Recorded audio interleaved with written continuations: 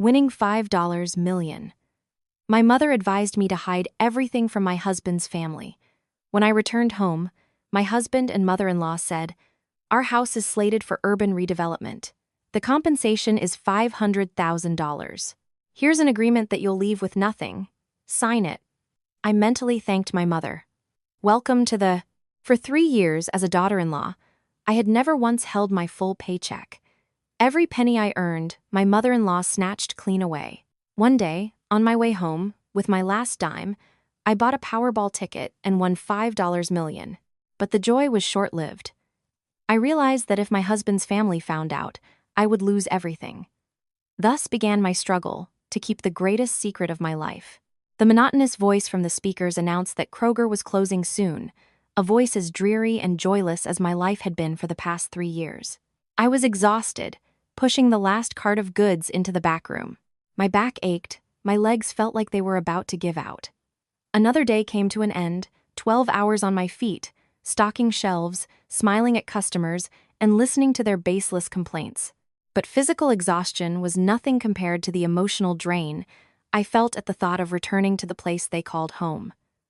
Home, what a distant and alien word to me. It was a cramped, stuffy bedroom in a dated apartment complex, where I lived with my husband and his family. A place where every dinner turned into a moral torture. A place where my value was measured by the amount I brought home each month and the degree of my obedience. I sighed, picked up my worn bag, and prepared to leave. Passing by the Powerball kiosk near the exit, I suddenly gave in to an impulse. I didn't know why, but today, I felt compelled to try my luck. Perhaps in complete despair, people cling to the most fleeting hopes. I rummaged through my pocket for the change left over from buying a snack for lunch, and without thinking, chose a random combination of numbers. They were the birthdays of my father, mother, and my own, the only people in the world who truly loved me. Holding the thin slip of paper, I mentally scoffed. $5 million, an unthinkable sum. I hoped for at least a small win, just to have some money of my own, and not have to beg my mother-in-law for every penny of my own salary. The bus was packed to capacity. The stifling air made it hard to breathe. I leaned my forehead against the cold window, watching the rushing streams of people outside. My phone vibrated in my pocket. It was my husband, Daniel. I answered the call with a sigh. "Hello, I'm listening. Are you coming home soon? Stop by the grocery store and buy some beef for Mom's stew. She says she's been craving it." His voice was flat, without a hint of concern for how tired I was after a long day. "I'm out of money." "My paycheck is with your mom. You know that," I replied dryly. "Well, then borrow some. Say you'll pay it back at the end of the month." "Do I have to teach you everything?" Daniel snapped and hung up. I gripped the phone tightly. Tears welled up in my eyes. In 3 years of marriage, I had never seen my entire paycheck. Everything I earned, I had to hand over to Sharon, my mother-in-law, supposedly for safekeeping. Every time I needed to buy something for myself, whether it was lipstick or a new blouse, I had to beg for my own money. And each time, I'd get a lecture about extravagance and not knowing how to care for the family. Almost home, I sat down on a bench under an old oak tree. I didn't want to go back. I didn't want to see their gloomy faces or hear their endless, unreasonable demands. I pulled out my old smartphone and started scrolling through my news feed to kill time. Remembering the lottery ticket, out of curiosity, I went to the lottery website to check the results. The winning jackpot combination clearly lit up on the screen. My heart seemed to stop. My whole body went numb. I rubbed my eyes several times, then with trembling hands, pulled the ticket from my bag. 8, 1, 2, 1, 5, 2, 5, 3, 3, 4, 5. A complete match, down to the last digit. Jackpot.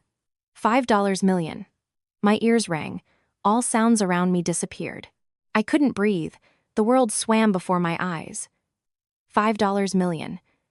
This sum was so enormous, I couldn't even imagine it. It felt like a dream, a cruel joke of fate. Could I, a simple cashier from Kroger, with my gray, bleak life, win such an astronomical amount of money? I sat motionless on the bench, clutching the ticket in a death grip, covered in a cold sweat. My first feeling wasn't joy. but an all-consuming fear. A fear that twisted my stomach. What was I supposed to do with this money? And more importantly, how was I going to hide it? Immediately, the image of my mother-in-law, Sharon, with her bitter face and ravenous eyes, sprang to mind. Then Megan, my lazy sister-in-law, who only knew how to have fun and drain money from her brother. And finally, Daniel, my weak-willed husband, who never dared to cross his mother. What would they do if they found out? They would tear me apart, squeeze every last penny out of me. They would never leave me alone. No, absolutely not. I couldn't tell them. This was my way out. My only chance to start a new life. The dizziness passed, replaced by an extraordinary clarity of mind. I carefully put the ticket into a hidden pocket of my bag, zipping it shut. I wouldn't let them take it. At that moment, I immediately thought of my mother. That's right. I'll call Mom. I pulled out my phone and dialed her number. After a few rings, my mother's soft voice answered. Hello, Ashley. Are you home from work yet? Sweetheart? I blurted out everything about the win. My mother's voice immediately turned serious. Listen to me carefully, Ashley. From this moment on, act as if nothing happened. No one in your husband's house must know about this ticket. Do you hear me? Not even Daniel. My mother's words were like a splash of cold water, bringing my muddled mind back to its senses. Yes, Mom had always been the wisest and most sensible. She knew my husband's family better than anyone. I stood up, took a deep breath, trying to appear as calm as possible. I had to go home, face them, but in a completely different status. From this moment on, I was no longer the submissive and meek Ashley I had been yesterday. In a daze, I walked along the familiar path to our house, but everything around me seemed alien. The yellow light of the street lamps stretched my shadow across the pavement. The lottery ticket in my bag burned like a hot ember, and each step was heavy with anxiety. I wasn't afraid of the enormous sum, but of knowing the true nature of the people waiting for me at home. When I was just a few dozen feet from the house, I suddenly saw a familiar silhouette standing in the shadow of a large tree. It was my mother. My heart clenched. Why was she here at this hour? My gut told me something bad had happened. Ashley, my mother called softly, quickly approaching me. Her face was tense with worry. She said nothing, only pulled me into a dark corner where the streetlights didn't reach. Remember what I told you, sweetheart. Not a word to anyone. I nodded. A lump formed in my throat. My mother sighed heavily, gripping my shoulders firmly. Her gaze was full of both sympathy and sternness. But what do I do now? I'm so scared, Mom. I burst into tears. The tears of fear and confusion that I had held back for so long streamed down my face. My mother hugged me, stroking my back. Hush, sweetheart, I'm here. Tears won't help. You need to be very calm now. If fate has given you such a gift, you must be able to protect it. This is your chance to escape this hell. With these words, my mother pulled something from her coat pocket and pressed it into my hands. In the dim light, I saw it was a bra, but an unusual one. My mother had cleverly sewn a small, zippered pouch on the inside. I sewed it in a hurry. Hide the ticket here. Wear it on you. It's the safest way. No one would think to look there. At home, act as usual, no matter what they say. Only you and I know about this. With trembling hands, I took the bra, feeling boundless maternal love and warmth. At a moment when I was in complete panic, it was my mother who became my anchor and gave me advice. I quickly ducked into a dark nook, changed, and carefully placed the ticket in the hidden pocket. The feeling that the ticket was securely hidden on me brought a small measure of calm. Thank you, Mom, I said, still sniffling. What for, sweetheart? You're my daughter. My mother smoothed my hair and added, Be very careful. They are greedy people. If they find out, they'll take everything, down to the last penny, live as usual, and we'll figure out how to claim the winnings and securely hide the money. Now go home, so they don't suspect anything. I nodded, hurriedly wiping away my tears. Watching my mother's figure disappear into the night, I felt a surge of strength. I wasn't alone. I had my mom, and most importantly, I had a secret weapon capable of changing my entire life. I took a deep breath, suppressed all emotions, put on my usual mask of fatigue and submission, and stepped towards the cold metal door of the apartment building. My war was just beginning. No sooner had I pushed open the heavy apartment door than I was enveloped by an oppressive, tense atmosphere. My mother-in-law, Sharon, sat on the old couch with a displeased expression. Beside her, huddled, sat my husband Daniel. My sister-in-law, Megan, lounged in an armchair, glued to her phone, occasionally casting incinerating glances my way. "Well, look who decided to show up. Where have you been gallivanting?" Sharon began. As always, acerbically. I remained silent, quietly took off my shoes, and headed to the kitchen for a glass of water. I was too used to such greetings, and knew that any response would only ignite a bigger argument. "Are you deaf?" "Mom's talking to you," Megan snapped, looking up from her phone. Her tone was no less venomous than her mother's. "Mom, did you want to say something?" I turned around, trying to speak as calmly as possible. Sharon cleared her throat and gave Daniel a meaningful look. My husband timidly began, "Ashley, it's like this. Megan needs some money. Could you give Mom $2,000? I looked at Daniel, then at Sharon. The same old song and dance. Megan, a 20-year-old with no job or pursuits, spent her days doing nothing but begging for money, under the pretext of "I need it for something important." "I don't have any money," I replied. My voice was colder and firmer than usual. All three stared at me in shock. They had probably never heard such a categorical refusal from me before. Usually, even if I didn't want to, I found a way to get the money, even borrowing from my own parents to give it to them. Sharon was the first to recover. She slammed her hand on the table and yelled, "What did you say? How do you not have money? Your paycheck is with me. What are you spending it on? You have nothing? Or did you make a secret fund? You take all my paycheck. How could I have money for a secret fund?" I answered calmly, looking her directly in the eyes. Today, I was no longer afraid. The ticket on my chest was my amulet, giving me courage. You dare to talk back to me?" Sharon's face turned beet red. "No money? Go to your parents and borrow some. You got married and that's it? No responsibility to your husband's family. We spent so much money on her sister, and now she begrudges a mere $2,000. Megan is asking for money for a trip with her boyfriend. That's not important enough for me to borrow from my parents." I blurted out the truth I'd accidentally learned.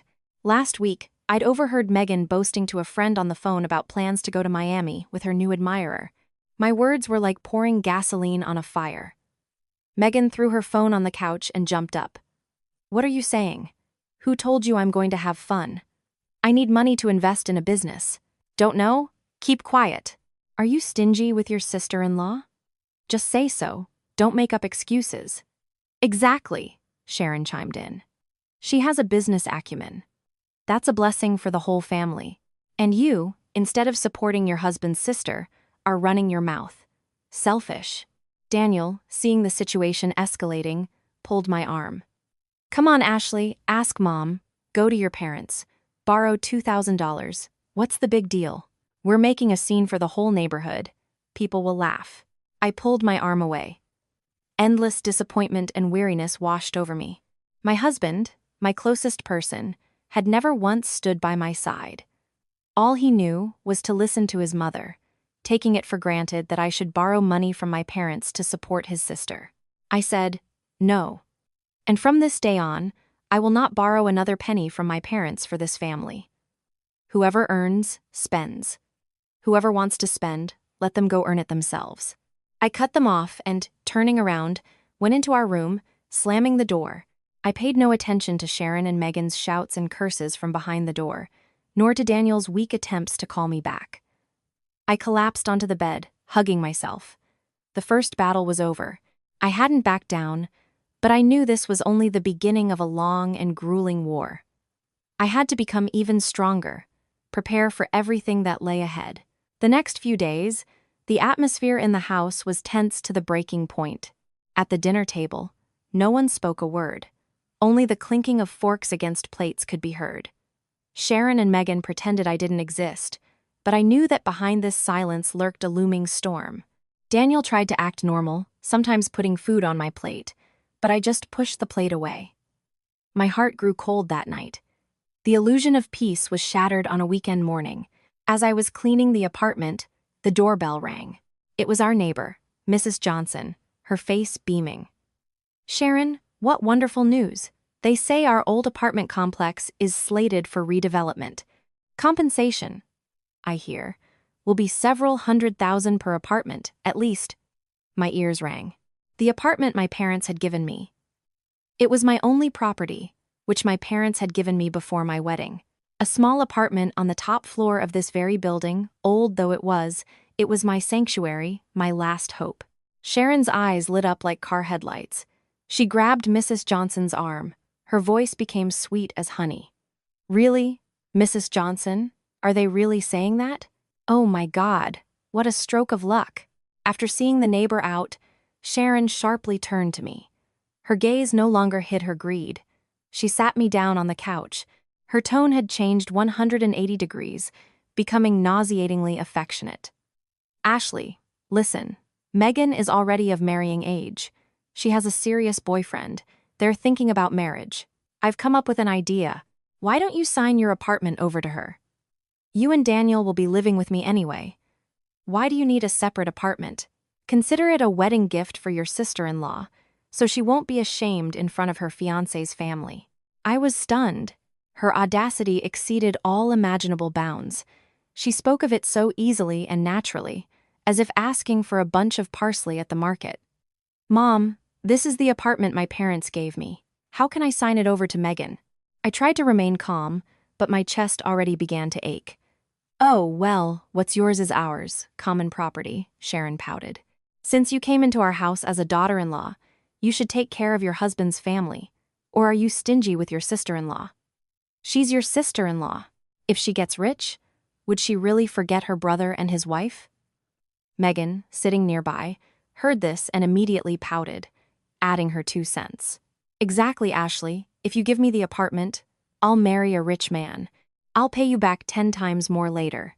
Don't be so selfish."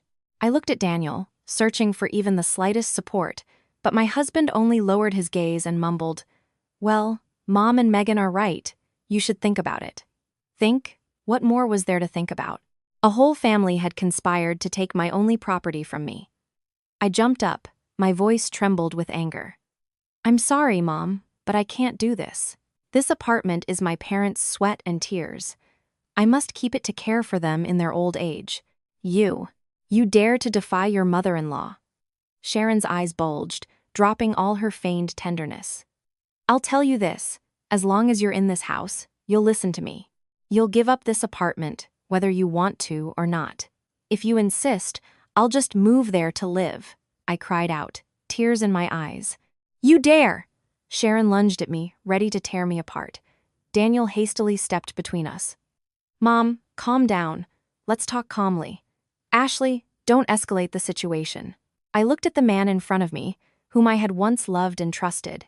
Now, in my eyes, he was just a coward, a puppet in his mother's hands. Disappointment turned to contempt. I said nothing more. I turned and went to my room. I knew their conspiracy wouldn't stop there. I had to find a way to protect myself and my property. This marriage, it seemed, was long overdue to end. The next few days were pure hell.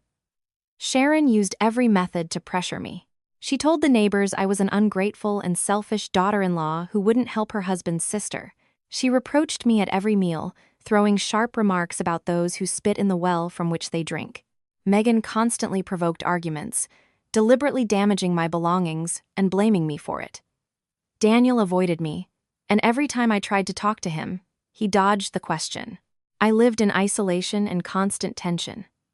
Every night I couldn't sleep, lying there, clutching the hidden ticket to myself, my thoughts tangled like a ball of yarn. On one hand, I wanted to drop everything and leave. On the other, a faint hope still flickered within me that Daniel would come to his senses, realize who should truly be with him for life. But he himself crushed that last hope. That evening, I had a headache and went to bed early. Around 10 p.m., I woke up thirsty. Opening the door slightly, I heard Sharon and Daniel talking in the living room. My mother-in-law's voice was quiet, but full of venom. "Son, listen to Mom. Be affectionate with her for a couple of days. Persuade her to sign the apartment over to Megan. As soon as we get the compensation from the state, the money will be in our pocket. Then you can dump her if you want to." My heart felt like it was squeezed in a vice. I leaned against the wall to keep from falling. Silence fell. Holding my breath, I waited for Daniel's answer. I prayed, implored to myself, that he would object, that he wouldn't be so cruel. But then his familiar voice rang out, weak but enough to rip my heart to shreds. "But, Mom, that's not right towards her. She is my wife, after all." "What do you mean not right?" Sharon flared up. "Has she given you even one child in these 3 years? No. What good is she now? Why keep her? She's just taking up space. Listen to me, dump her. I'll find you another one. Young, beautiful, and able to have children.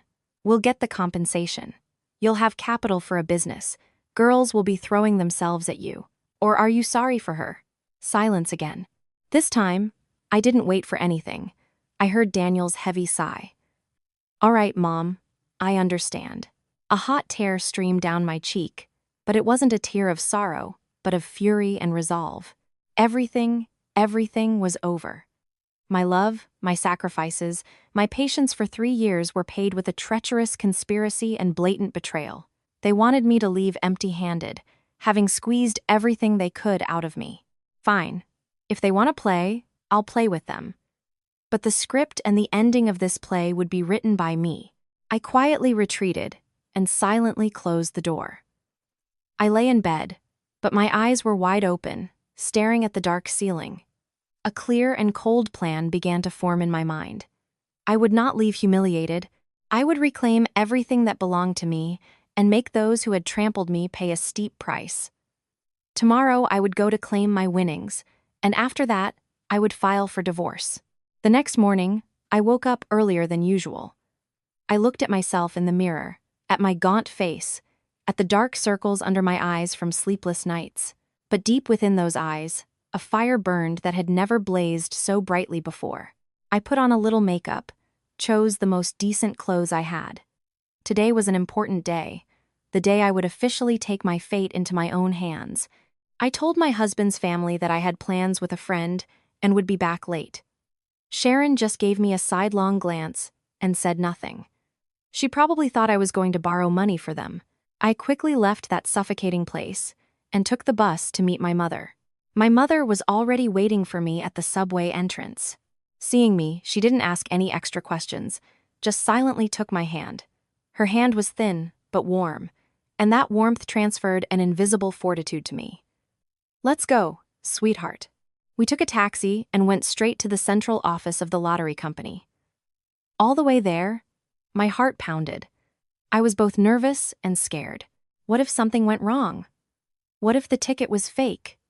Thousands of questions buzzed in my head. My mother sat beside me, squeezing my hand tighter to calm me. The central office was a large, modern building. We were led to a private office. After checking my passport and the lottery ticket, they confirmed I had indeed won the $5 million Powerball jackpot. When the employee announced that the amount to be received after deducting income tax was just over $4.35 million, my ears were still ringing. Everything felt like a dream. With a trembling hand, I signed a stack of papers. My mother sat beside me. She was much calmer and more sensible than I was. She asked detailed questions about the procedures, about the confidentiality of information for winners. On my mother's advice, I asked the company to transfer the entire amount to 5 different bank accounts that I had prepared in advance, 4 accounts in major banks with $1 million in each. The remaining $350,000 I transferred to an account in a smaller, less noticeable bank.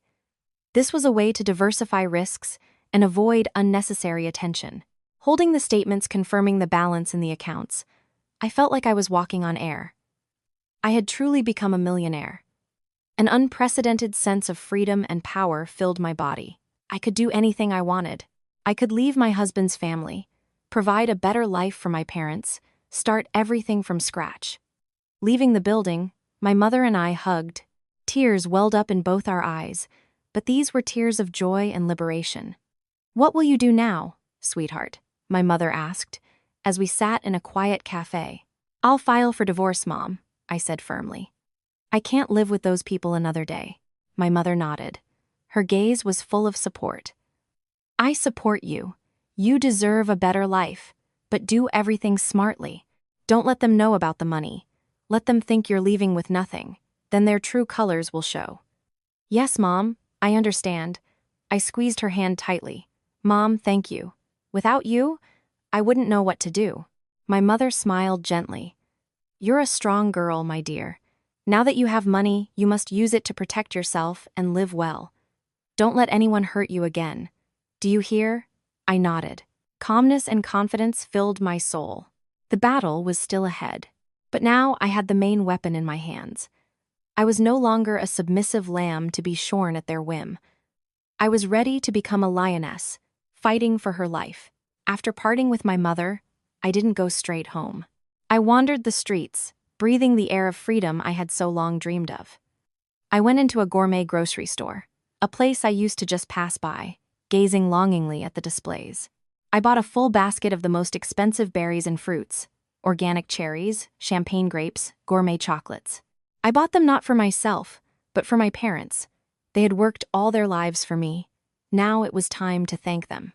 My mother especially loved cherries, but never bought them because she felt it was a waste of money. At the thought of how my parents would enjoy these delicacies, a warmth filled my heart. I brought the basket of fruits to my parents. Seeing it, my mother was both happy and chided me. Oh, darling, why such expenses? You should spend money on yourself. But I knew that deep down, she was very pleased. Dinner that evening at my parents' house was the most delicious and peaceful in 3 years. When I returned to my husband, dusk was falling. No sooner had I entered the apartment than a coldness enveloped me. Sharon and Megan sat in the living room with gloomy faces, as if I had committed a terrible crime. Daniel was also there, looking sheepish. Where have you been until now? Sharon began. Her voice was sharp as a blade. I didn't have time to answer before Megan jumped up, holding a white piece of paper and thrusting it in my face.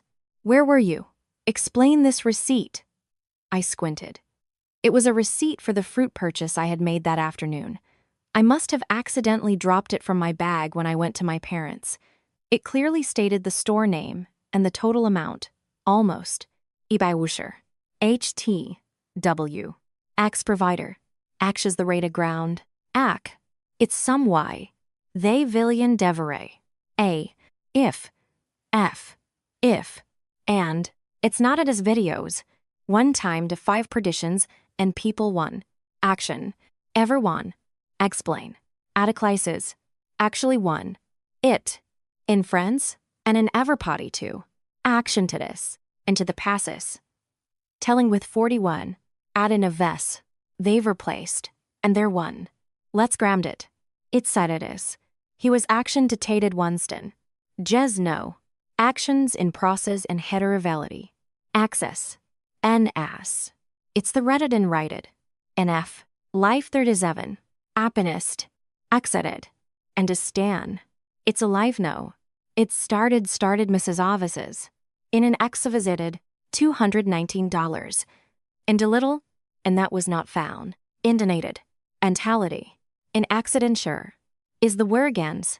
Adization tin. Internaut. I rather lawn. Adibles. Anyone with maked it. Actually really one. And it. Mod of the staken. Argasted this fast. Dated everyone. In the re-7 timed to the word. Iteras this benformated. And right now. AT wanted. 150. Where did you get money for such expensive purchases? Megan shrieked. 150. That's not pocket change. You said you had no money to give me. And you're spending it on nonsense. You were hiding money, weren't you, you liar? Sharon slammed the table and jumped up, pointing a finger at me. I knew it. You were deceiving the whole family, secretly spending money on yourself. Your entire paycheck is with me. Where did this money come from? Did you steal it? Or did some lover give it to you? Her poisonous, vile words were like daggers to my heart. I looked at Daniel, hoping he would say at least one word in my defense, but he only remained silent, head bowed, avoiding my gaze. His silence hurt more than 1,000 curses. Unseen fury boiled within me. I no longer felt fear or pain, Only extreme contempt. Yes, I have my own money. So what? I held my head high, looking directly into the faces of mother and daughter. This is my money, and I have the right to spend it as I wish. I didn't steal it, and I didn't take it from anyone. That's certainly better than being a beggar who only knows how to whine for money from others. Who are you calling a beggar? Megan, in a rage, lunged at me to strike. I was faster. I intercepted her arm. The one I named knows who she is. You dare to fight back? Oh, you ungrateful daughter-in-law. Sharon also rushed forward, trying to grab my hair. Stop it! I cried out. My voice was so authoritative and firm that they both froze. I am fed up with this family. I can no longer live with such greedy, malicious, and foolish people. I turned to Daniel, who was still standing like a statue. Daniel, I want a divorce. Immediately. Having said this, I didn't honor them with another glance. I turned, went into the room, pulled out the suitcase I had prepared long ago, and began throwing my clothes and necessities into it. I needed nothing from this house. Sharon, Megan, and Daniel were stunned by my sudden defiance. They had probably never expected that the quiet and submissive Ashley could be so resolute. As I approached the door with my suitcase, Sharon recovered and blocked my path. Where are you going? You're not leaving. Until we resolve the issue with the apartment, you're not leaving this house. Move aside, I growled. Otherwise, I'll call the police for unlawful detainment. Hearing the word police, Sharon receded slightly. I took advantage of the moment, squeezed past her, and exited with my suitcase. I didn't look back. I knew that as soon as I crossed that threshold, my life would begin a new, clean leaf, a leaf devoid of tears and humiliation, filled only with freedom and hope. Leaving that hellish house, I took a taxi directly to my parents. Seeing me with a suitcase and eyes red from tears, they were shocked. After I, sniffling, told them everything, from the apartment conspiracy to the scene with the receipt, my mother furiously pounded her fist on the table. What treachery! I never thought they could be so low. You did the right thing, Ashley. Leaving them is the wisest decision. Don't worry, live with us. This is your real home. My father was more reserved. He patted my shoulder. Well, that's it, sweetheart. It's all over. What's rightfully yours will always be yours. And now you must be strong and think about the future. Your mother and I will always be here. My parents' embrace somewhat healed my emotional wounds. That night, I slept a deep, peaceful sleep for the first time in months of torment. However, the calm was short-lived. The next morning, as I was helping my mother peel vegetables, messages and calls from unknown numbers started coming to my phone. At the same time, my mother's phone rang. It was Mrs. Johnson, our former neighbor. Her voice on the phone was alarmed. Eleanor, trouble. Your daughter-in-law's mother-in-law, Sharon, has caused such a stir in our neighborhood Facebook group. Sensing trouble, I quickly opened Facebook. My heart clenched when I saw the latest post in the Our Community forum group. Sharon had posted my passport photo, accompanied by a long text full of blatant lies. Dear neighbors, I am Sharon, the mother-in-law of this woman in the photo, Ashley. I write these lines with tears in my eyes to expose the true face of this fraud and ungrateful daughter-in-law. She secretly stole a large sum of money from our family and ran off with a lover. We welcomed her like our own daughter, cared for her, and she so treacherously deceived us. At the moment, we cannot contact her. I ask anyone who sees her to report to our family by phone or to the nearest police station. Our family will be very grateful and will not forget your help. Below the post were dozens of comments. Some sympathized with Sharon, some slandered me, some expressed doubt. Blood boiled in my veins.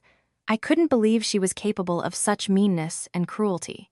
She wanted not only to destroy my reputation, but also to corner me, to paint me as a criminal in the eyes of others. That viper, my mother hissed, clenching her fists. She wants to ruin my Ashley. I trembled with anger. I took screenshots of the post and all the slanderous comments. I couldn't sit idly by any longer. My patience had run out, and they had crossed the line. Mom, I'm going to sue her, I said firmly. I'll make her pay for this, and I'm filing for divorce immediately. My mother fully supported me. Right. She needs to be taught a lesson. I have an acquaintance, a very good lawyer, Michael Peterson, my old friend's son. I'll call him right now. About an hour later, lawyer Michael Peterson was already at our house. He was relatively young, in his mid-30s, with a sharp business mind, a perceptive, trustworthy gaze. After reviewing all the evidence I provided, from audio recordings of my conversations with my husband's family to the defamatory Facebook post, he nodded. "Don't worry, Ashley," he said in a confident tone. "With this evidence, we have every reason to sue Sharon for defamation and damage to honor and dignity. Simultaneously, we will begin the unilateral divorce proceedings. As for property, the apartment is your personal property, received as a gift before marriage. The law is on your side. We will also demand the return of your paychecks that your mother-in-law withheld, along with compensation, through the court. It won't be easy for a while, but I'm confident that justice will prevail." The lawyer's words lifted a heavy burden from my shoulders. For the first time, I felt that I had solid legal support. I was no longer fighting alone. I signed the legal services agreement, officially authorizing Michael Peterson to represent my interests in the upcoming battle. A battle not only for freedom and property, but also for the protection of my honor and dignity. After I moved out and initiated legal proceedings, my husband's family seemed to realize that I wasn't joking. They launched a new campaign of harassment, this time by phone. My phone rang incessantly. First Sharon's number, then Megan's, then Daniel's. I didn't answer. I didn't want to hear any more poisonous words or hypocritical speeches, but they didn't give up. They switched to messages, full of threats and demands. "Sharon, Ashley, come home immediately. How long will you rebel? If you don't come back, don't blame me for the consequences. Megan. Ashley, come back. Mom's sick because of you. If you don't come back, give me $50,000. I need it for my wedding. You can't be so irresponsible. Daniel. Ashley, please come back. I beg you, everything can be resolved. Don't make it harder." I read these messages, and I found them laughable. What a clumsy performance. Sharon sick? She was as healthy as an ox. She could slander me for hours without stopping. Megan still only thought about money. $50,000 for a wedding? She must have thought I was her personal ATM. And Daniel, my husband, still wanted me to return to that cage, to continue living humiliated, just so he could have peace. I ignored them. I forwarded all these messages to Michael Peterson as evidence of emotional distress. On his advice, I blocked their numbers, but their madness surpassed all my expectations. Unable to reach me, they started calling my parents. My mother told me that Sharon called her, sobbing into the phone, claiming I had stolen $50,000 of her savings and run away, and that this money was for Megan's wedding. She begged my mother to persuade me to return the money. My mother, after listening, merely scoffed into the phone. "Sharon, if you're going to put on a show, at least make the script believable. My Ashley hasn't seen a penny of her paycheck since she became your daughter-in-law. How could she steal $50,000 from you? Don't falsely accuse people. It's a grave sin." And my mother hung up. Exposed, Sharon became even more incensed. She started calling all relatives and mutual friends, spreading the story that I was a thief. Our family's life turned into a nightmare. The phone rang all day long. Everyone called to inquire, to reproach. My parents, though angry, had to explain the situation to each one. Seeing that my parents couldn't be broken, they turned their attention back to me, this time using unknown numbers. As soon as I answered, I heard Daniel's voice. "Ashley, it's me. Don't hang up. Please listen to me." His voice was pleading. "Mom and Megan are unreasonable. Don't be mad at them. But about the $50,000, that's true. Mom already promised it to the groom's family. And now you've left, and we don't know where to get the money. Ashley, could you lend us some? I'm asking you for the last time. After Megan's wedding, I'll find a way to pay you back." I listened to him in silence, and my heart turned to ice. Even in such a situation, he only thought about money for his sister. He never once asked how I was, if everything was all right. He only cared about the reputation of his family. "Daniel," my voice was cold and distant. "We're getting divorced soon. I have no obligations, no money to lend to your family. Don't call me anymore. I hung up and turned off my phone. I needed silence. I needed to protect myself from their madness and boundless greed. I sat in the darkness, looking out the window. The black sky resembled the grim future of this family. They had driven themselves into a corner.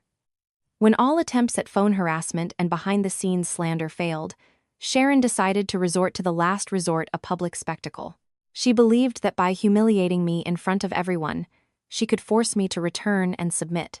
One afternoon, as I was returning from work, at the entrance to our apartment complex courtyard, I heard loud screams and sobs coming from the old building. My mother ran out to meet me. Her face was distorted with anger and worry. "That Sharon is at it again, Ashley. She's lying on the ground in the middle of the courtyard, putting on a show." My stomach dropped, but then a cold resolve rose within me. It was time to end this play. "Mom, don't worry. I'll go and deal with this once and for all." I walked towards their building. From a distance, I saw a crowd gathered. People were whispering and pointing fingers. In the center of the circle, Sharon sat on the ground, with disheveled hair and wrinkled clothes. She beat her chest and cried out heart-wrenching words. "Oh, Lord, why this punishment? I took my daughter-in-law in like my own, and she robbed us and ran off with a lover.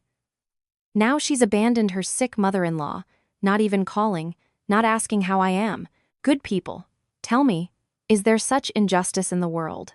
Seeing the crowd grow, she played even harder. She not only stole my money, she also had a child out of wedlock, shaming our family. My poor Daniel, he was so unlucky with such a promiscuous woman. Her poisonous slander caused a murmur in the crowd. Some believed, some doubted. Daniel and Megan stood nearby, heads bowed, occasionally nodding in agreement, portraying themselves as victims. I took a deep breath, turned on the voice recorder on my phone, and calmly walked into the center of the crowd. My appearance made everyone fall silent. Sharon, seeing me, screamed even louder. "There she is. You dare to show your face here. Give me back my money, give back our family's honor." I said nothing, just looked her directly in the eyes. My calm gaze seemed to confuse her slightly. "Mom, are you done with your performance?" My voice rang out loud and clear, so everyone could hear. "Your play is good, but I think it's time to lower the curtain." With these words, I raised my phone and played the recording at full volume. The familiar dialogue echoed across the hushed courtyard. "Son, listen to Mom. Be affectionate with her for a couple of days. Persuade her to sign the apartment over to Megan. As soon as we get the compensation from the state, the money will be in our pocket. Then you can dump her if you want to." Sharon's voice was undeniable. The crowd froze, all eyes on her. "But Mom, that's not right towards her. She is my wife, after all." Daniel's weak voice. "What do you mean not right? Has she given you even one child in these 3 years? What good is she now? Dump her, I'll find you another one." The recording ended. Sharon's face turned white as a sheet. She stammered, You secretly recorded? Oh, you witch." I gave a bitter laugh. If I hadn't, how would I prove my innocence to all the neighbors today? "You say I stole money. Then tell me, who held my paycheck for 3 years? You say I have a child out of wedlock. Are you ready to come with me to the hospital and get a test? You say I ran off with a lover. Then why did you and my husband conspire to take my apartment and kick me out with nothing?" Each of my questions was like a hammer blow, and Sharon couldn't utter a word. The crowd whispered, but this time, the criticism turned on her family. "Oh my God, what a malicious family. The quiet ones often hide the worst." Poor girl, so quiet, and her whole family tormented her. Sharon couldn't bear the shame. She jumped up and lunged at me like a wounded animal. "I'll kill you." But before she could touch me, my father and several compassionate neighbors rushed over and pulled her away. Exposed in front of everyone, Sharon, from humiliation, seemed to have lost her mind. She collapsed to the ground and lost consciousness. Or rather, pretended to. Daniel and Megan rushed to her, trying to revive her, then hastily dragged her into the building under the scornful glances of the neighbors. The performance was over. I stood there with an empty soul, but at the same time, with a sense of relief. I had won, but it was a bitter victory. After the disastrous public display, my husband's family quieted down for a few days. I thought they had finally understood that they needed to back off, but I was wrong. Greed and despair pushed them to an even crazier step: blackmail. The executor of this plan was Megan's new boyfriend, Tony. I had only seen him a couple of times. The only thing I remembered was his thuggish appearance, tattooed arms, and shifty eyes. They said he was a local tough guy, involved in debt collection and loan sharking. One evening, as I was walking home from work, 2 motorcycles suddenly blocked my path. 4 menacing-looking men got off and surrounded me. The leader was Tony. "Hey, sister-in-law," he smirked. A chill ran down my spine from that smile. "Long time no see. You've gotten prettier. What do you want?" I tried to remain calm, clutching my bag strap tightly and mentally looking for ways to retreat. "Oh, nothing special." His tone became threatening. "We heard you're getting a big compensation soon. So, why don't you share it with the crew? Your sister-in-law is getting married. Gotta help her out, right? We just need $20,000. No more, no less. If you give it willingly, everyone will be happy. And if not..." He didn't finish, but his icy stare said it all. My heart pounded, but I knew fear was useless now. I remembered the lawyer's words: "In such a situation, you need to remain calm, stall for time, and try to record evidence." I feigned fear. $20,000? Where would I get that kind of money? "Don't play poor," one of his cronies snarled. "We know all about you. If you don't give it, we'll talk to your old folks." This threat hit my most vulnerable spot. I could endure anything, but I couldn't allow my parents to be in danger. I discreetly pressed the record button on my phone, in my jacket pocket. "All right," I said with a trembling voice, "but that's a very large sum. I don't have it with me. Give me some time. I'll figure something out tomorrow." Tony seemed pleased. "Smart girl. I'll give you until 10 a.m. tomorrow. Be at the Daily Grind Cafe on Main Street at 10. And remember, alone. If you try to call the police, you know what will happen." Having said that, they got on their motorcycles and roared off, leaving me standing with trembling legs. As soon as they were out of sight, I immediately called Michael Peterson. "Michael, I was just threatened by people from my husband's family. They're blackmailing me."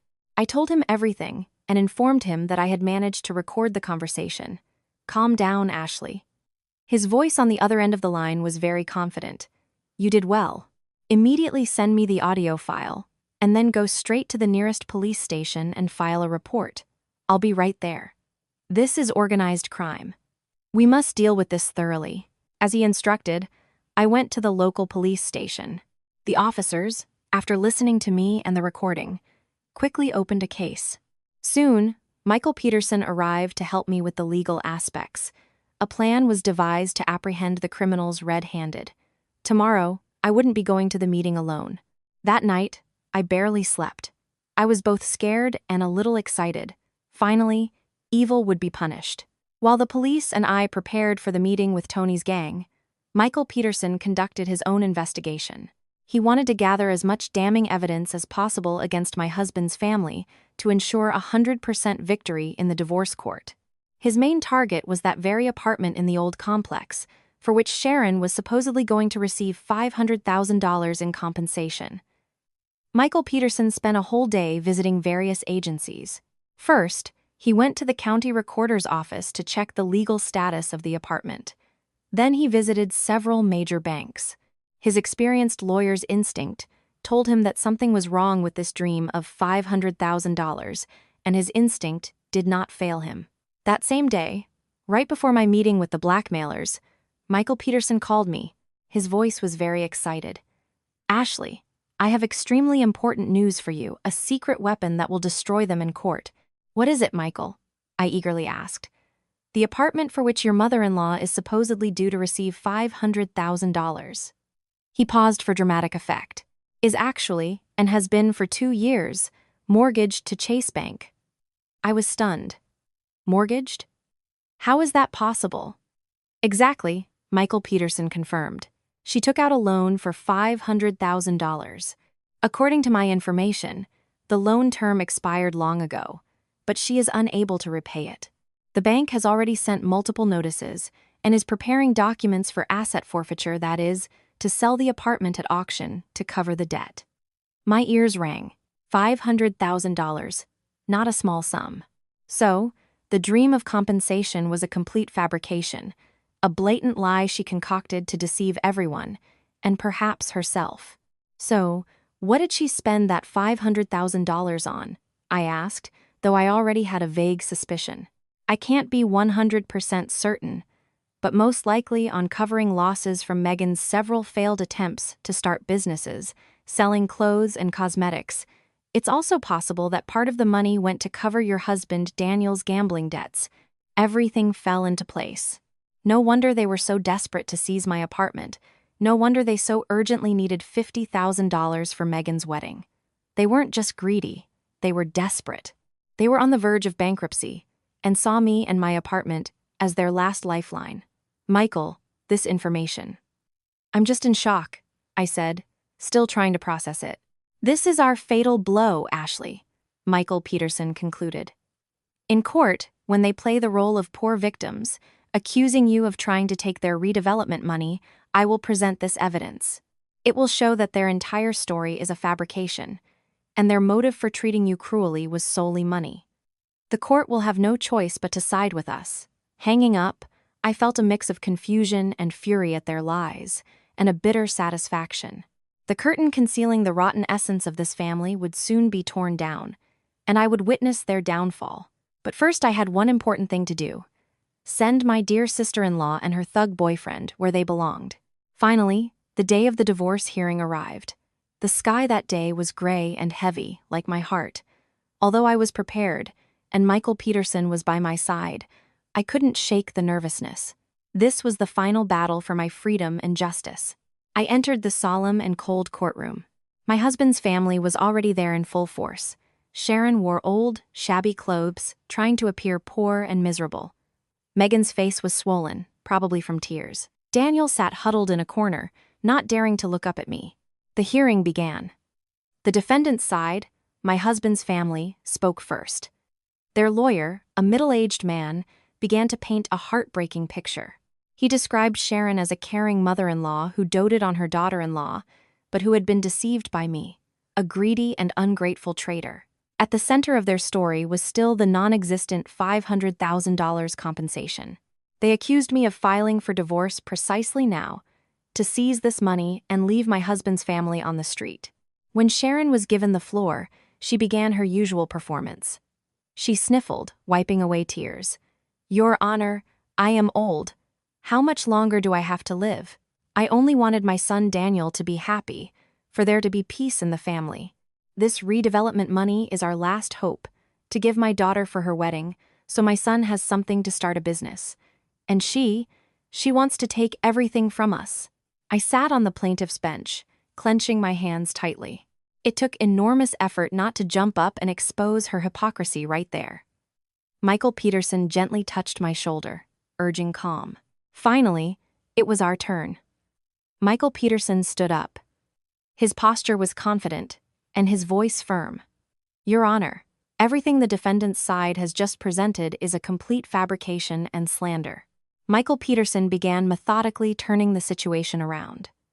First, he presented the audio recordings of Sharon and Daniel's conversation, exposing their conspiracy to seize my apartment. A murmur went through the room. The judge gave Sharon a stern look. Then he presented evidence of defamation on social media, messages with threats and harassment. These actions not only caused serious damage to my client's honor and dignity, but are also illegal. But the crucial blow was yet to come. The defendant's side constantly mentions $500,000 in compensation as a motive for my client's divorce, Michael Peterson said with a sardonic smile. But does this compensation actually exist? He held up a folder of documents. "Your Honor, this is a statement from the bank. The defendant family's apartment is not only ineligible for compensation, but it was actually mortgaged by Sharon herself for a $500,000 loan 2 years ago. This debt is overdue, and the bank has begun asset forfeiture proceedings." A dead silence hung in the room. A muffled thud sounded. Michael Peterson placed the documents on the judge's table. Sharon's face turned white as paper. She opened her mouth but couldn't utter a word. Daniel and Megan stared at their mother in shock, disbelieving their ears. Their dream of $500,000, their fleeting hope collapsed before everyone's eyes. Lies. You bribed them to falsify documents. Sharon finally shrieked, her voice breaking. The judge struck his gavel firmly on the table, demanding order from the defendant. All these documents bear official seals and confirmations. Do you have anything to say? Sharon fell silent. Her whole body trembled. All her lies, all her games, had been exposed. Her family was completely demolished. After the secret weapon was presented, the hearing quickly came to an end. The judicial panel didn't need much time for deliberation. When the judge returned, he looked at my husband's family with a mixture of sternness and pity, and then loudly and clearly read the decision. Having considered the presented evidence and testimonies of the parties, the court renders the following decision. Absolute silence stood in the courtroom. My heart pounded furiously. First, to grant the plaintiff Ashley's petition for divorce from the defendant Daniel. The marital relationship between them is officially terminated as of today. I exhaled with relief. Freedom. Finally, I was free, the judge continued. Second, regarding property. The apartment in the Agric neighborhood is the personal property received by Ashley as a gift before marriage. Therefore, Ashley has full rights of ownership and use of this apartment. Daniel and his family have no rights to this property. Third, regarding income. Sharon is ordered to return the full amount of salary she withheld from Ashley over 3 years and to immediately return her paycheck card. The exact amount will be determined by bailiffs based on statements from Ashley's place of employment. Fourth, considering that Sharon's actions of defamation and insult caused serious emotional distress and damage to Ashley's reputation, the court orders Sharon to pay Ashley compensation in the amount of $50,000. The judge's gavel struck decisively and powerfully. It marked the end of a dark chapter in my life. I cried, but this time they were tears of joy and liberation. 3 years of humiliation, 3 years of hell, had finally ended. Justice, though belated, had prevailed. I turned to Michael Peterson and thanked him. He smiled a warm and sincere smile. Congratulations, Ashley. You've earned a new life. As I walked out of the courtroom, I saw my ex-husband's family sitting on the bench, crushed and humiliated. Sharon seemed to have aged 10 years. Daniel buried his face in his hands. Megan was sobbing. They had lost everything. Me, hope for money, and now they faced enormous debts. This was the price they paid for their greed and cruelty. I walked forward, not looking back. The sun outside the courthouse seemed brighter than usual today. I took a deep breath, savoring the scent of freedom. From this moment on, my life belonged solely to me. I thought that after the court case, my life would finally become peaceful. But I underestimated the madness of my ex-husband's family, cornered and desperate. A few days later, as my parents and I were cleaning my apartment, preparing for a new life, Daniel unexpectedly appeared. He looked haggard and pathetic. Ashley, can I talk to you? I didn't want to see him, but looking at his face, I softened. I went out into the hallway with him. What else? I said coldly. The court decided everything. Daniel looked up at me. In his gaze was a complex mixture of hatred and despair. Ashley, tell me honestly, did you win the lottery? I froze. How did he know? As if reading the surprise in my eyes, Daniel gave a bitter laugh. That day, when you bought $150 worth of fruit, I already suspected something was wrong. I know you. I lived with you for 3 years. You would never spend money like that. And then I remembered that day you bought a Powerball ticket at Kroger. I secretly looked at the numbers you chose. They were your family's birthdays. I checked the results. I know everything, Ashley. So that was it. He had known everything for a long time but remained silent, continuing to play along with his mother and sister. He hoped to first take my apartment and then deal with the rest. And what of it? I replied, neither confirming nor denying. It doesn't concern you anymore. Doesn't concern me, Daniel cried out, despair turned to rage. $5 million. Do you even realize what that amount is? You have a fortune, and you coldly watch my family fall apart, watch my mother fall into debt, watch my sister have no money for her wedding. Do you even have a heart? I looked at him and couldn't believe my ears. Even now, he only thought about his family. He took it as a given that I should share the money with them. A heart? I scoffed. When your mother and sister tormented me, where were you? When your family conspired to take my apartment and kick me out, where were you? When your mother slandered me and humiliated me in front of everyone, where were you? You never once stood by my side. You have no right to speak of my heart. Daniel fell silent. He knew I was right. But greed won. He fell to his knees and clutched my legs. Ashley, forgive me. I know I was wrong. Give our family a chance to survive. Just a little, at least $1 million. I beg you. I pushed him away in disgust. Get out of my sight. Rejected, Daniel staggered and stood up. His gaze became frantic. He ran home and, in a fit of rage, made the biggest mistake. He told everything to his mother and sister. Needless to say, what Sharon and Megan's reaction was. 1040 cent. 1040 cent. That figure became the most powerful stimulant for them, turning their despair into boundless greed. They forgot about the shame in court and the bank debt. In their heads now was only money. Immediately, a new, even larger campaign of harassment began. They not only came to my parents' house and screamed, but also hired people to loiter menacingly outside our door. They called tabloid newspapers, spreading the story of how a millionaire wife mercilessly abandoned her husband and his family in distress. They wanted to manipulate public opinion to force me to share the money. My life was plunged into chaos again. While my ex-husband's family went mad in their scheme to extort money, justice began its work. The next morning, in accordance with the plan developed with the police, I took an empty briefcase with a built-in GPS tracker and voice recorder and went to the Daily Grind Cafe to meet Tony and his gang. As soon as I sat down at the table, Tony appeared with 2 of his cronies. "Where's the money?" he asked without preamble. "Here." I slid the briefcase towards him. "Exactly $20,000. Tony smirked triumphantly. As soon as he opened the briefcase, a stern voice rang out from all sides. "Stop! Police!"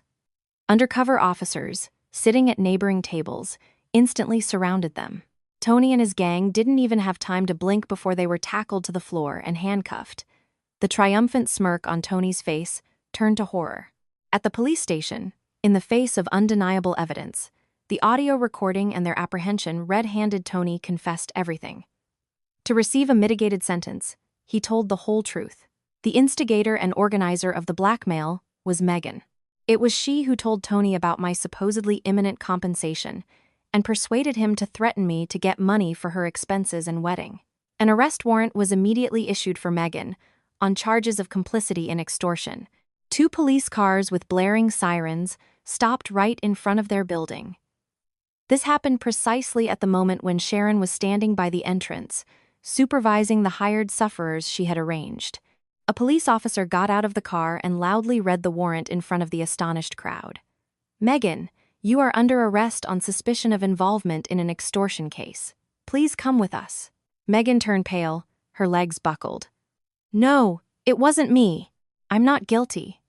It was Tony. He did everything himself. I had nothing to do with it." But her weak excuses no longer mattered. 2 female police officers entered the building and led her out in handcuffs. Sharon, recovering, lunged at them like a hawk. "What are you doing? Let go of my daughter. She's innocent. It's Ashley." She orchestrated all of this. She screamed, trying to fight off the police to free her daughter, but the overwhelming shock of losing money, the divorce, and now the arrest of her only daughter, before her eyes proved too much for her. Sharon's eyes rolled back. She went limp and collapsed to the ground. This time it was not an act. "Mom, Mom," Daniel cried out in despair. Chaos erupted. Megan was being driven away in a police car, amidst her sobs. Sharon was being rushed to the hospital by ambulance in critical condition. Daniel stood rooted to the spot amidst the devastation, helplessly watching his family disintegrate before his eyes. The empire built on greed and lies had finally crumbled.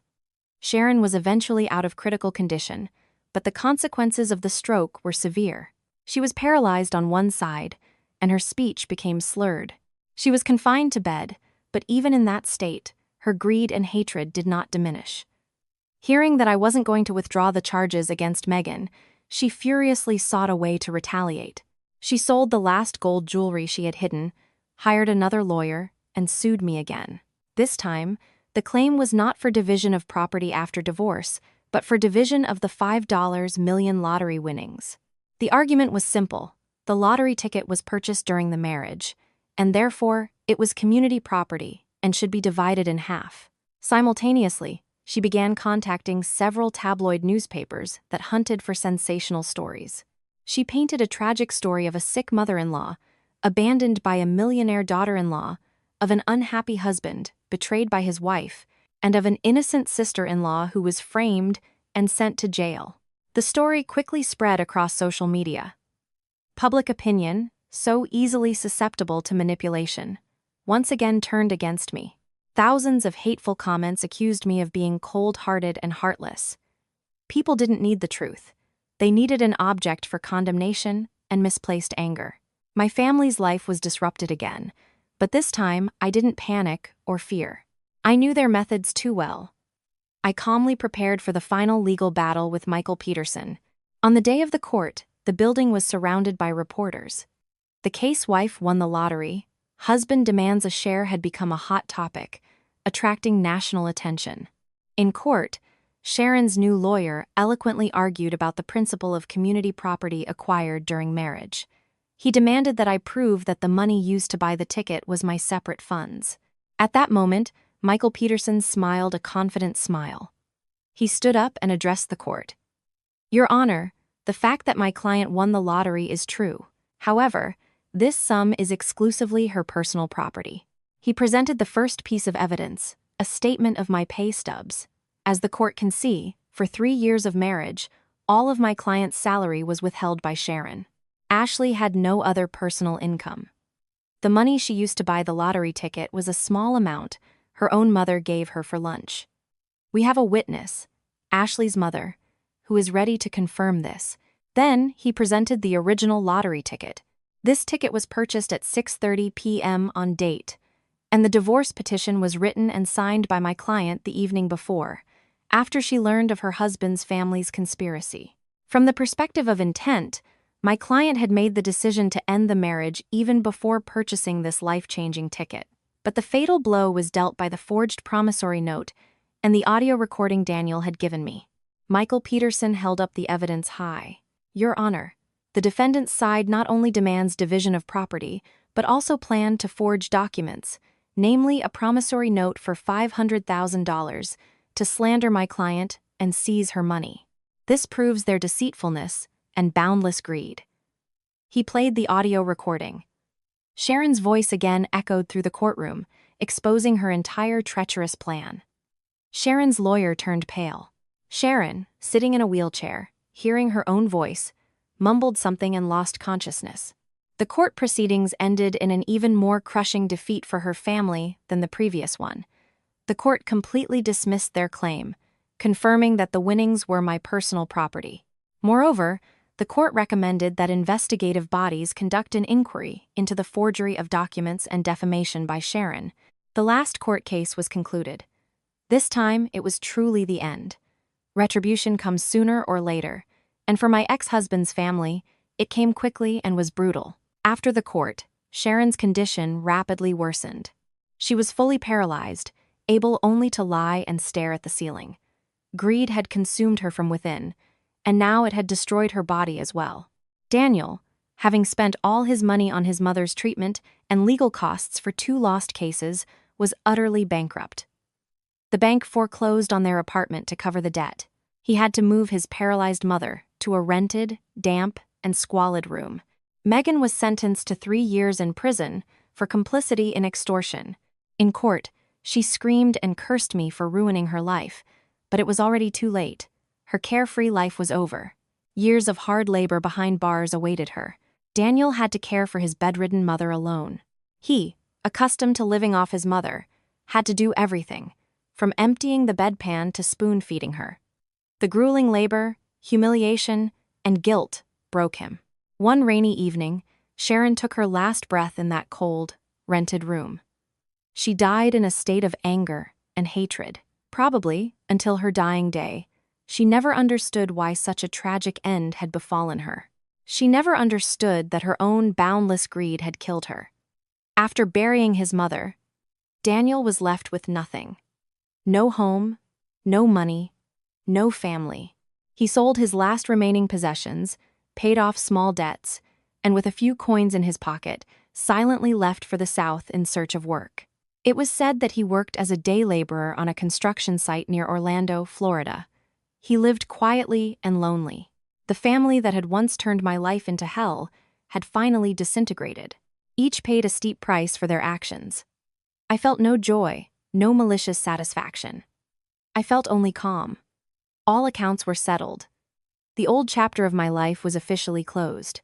After all the storms had subsided, I decided to leave that noisy city, full of painful memories.